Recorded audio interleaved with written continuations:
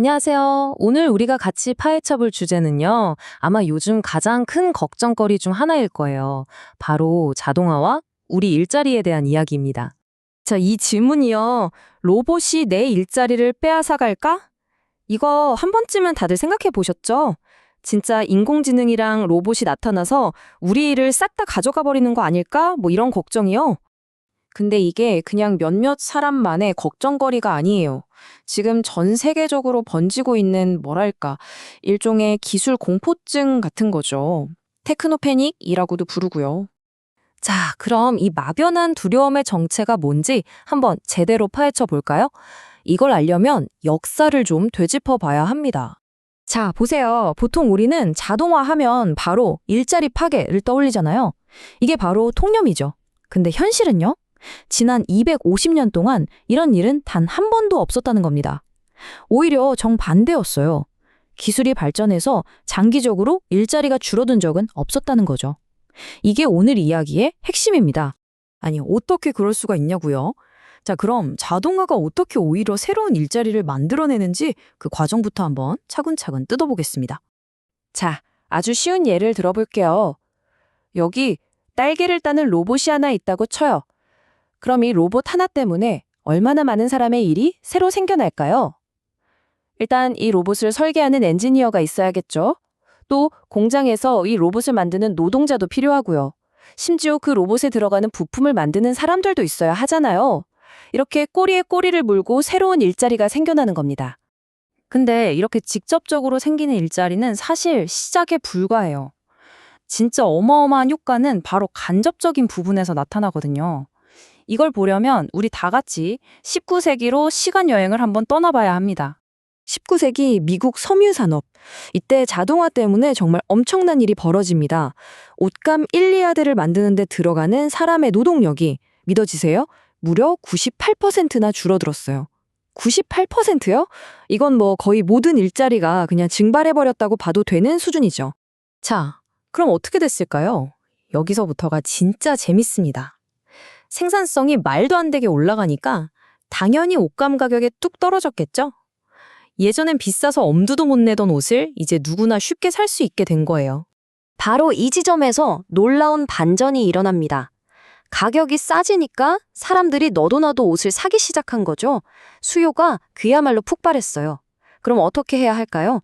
공장을 더 지어야죠. 사람을 더 뽑아야 하고요. 그래서 결국 섬유산업의 전체 노동자 수는 오히려 4배나 늘어났습니다. 정말 아이러니하죠? 방금 본 이 사례가요, 자동화가 우리 경제 전체에 어떤 영향을 미치는지 아주 잘 보여주는 축소판이라고 할 수 있습니다. 이런 패턴 사실 오늘날에도 똑같이 일어나고 있어요. 자, 여행 산업을 한번 생각해 볼까요? 인터넷이 등장하면서 동네에 있던 작은 여행사들 많이 없어졌잖아요. 그쵸? 하지만 그 빈자리를 뭐가 채웠나요? 우리가 맨날 쓰는 온라인 예약 사이트, 공유 숙소 플랫폼, 그리고 나만 아는 맛집 투어 같은 아주 특색 있는 소규모 여행 가이드. 이런 완전히 새로운 일자리들이 그 자리를 채우고도 남았죠.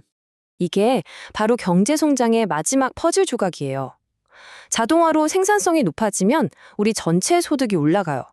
그럼 주머니에 여유가 생긴 사람들은 예전에 생각도 못했던 새로운 것들을 원하게 됩니다. 더 좋은 교육을 받거나 멋진 디자인의 물건을 사거나 재밌는 영화나 공연을 보는 것처럼요.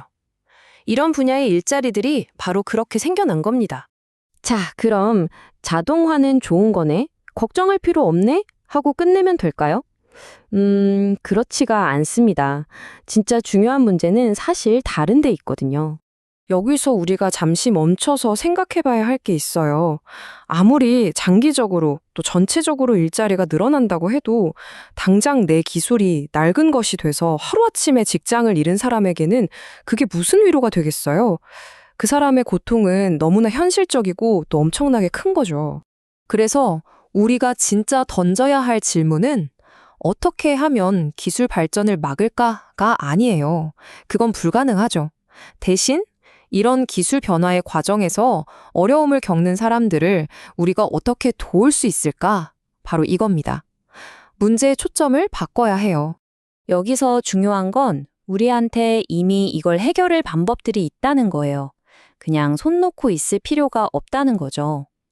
예를 들어서 정부가 돈을 풀어서 새로운 일자리를 만들 수도 있고요. 또 직장을 잃은 사람들이 새로운 기술을 배울 수 있도록 재교육을 지원해 줄 수도 있죠. 당장의 생계를 위한 실업수당도 물론 중요하고요. 심지어는 의료나 교육 분야처럼 꼭 필요한 곳에 인력을 더 배치하도록 법을 만들 수도 있습니다. 방법은 생각보다 많아요. 자, 지금까지의 이야기를 전부 종합해보면 오늘 우리가 살펴본 자료의 가장 중요한 결론에 다다르게 됩니다. 결론은 이겁니다. 우리의 미래는요, 로봇이나 인공지능 같은 기술이 저절로 결정하는 게 아니에요. 바로 우리 인간이 어떤 선택을 하고 어떤 정책을 만들어 나가느냐에 달려 있다는 거죠. 미래의 주인은 기술이 아니라 바로 우리 자신입니다. 자, 그래서 마지막으로 이 질문을 여러분께 던지면서 마무리하고 싶습니다. 자동화, 과연 이건 우리가 맞서 싸워야 할 적인가요? 아니면 더 나은 세상을 만들기 위해 우리가 잘 사용법을 익혀야 할 도구인가요? 선택은 우리의 몫입니다.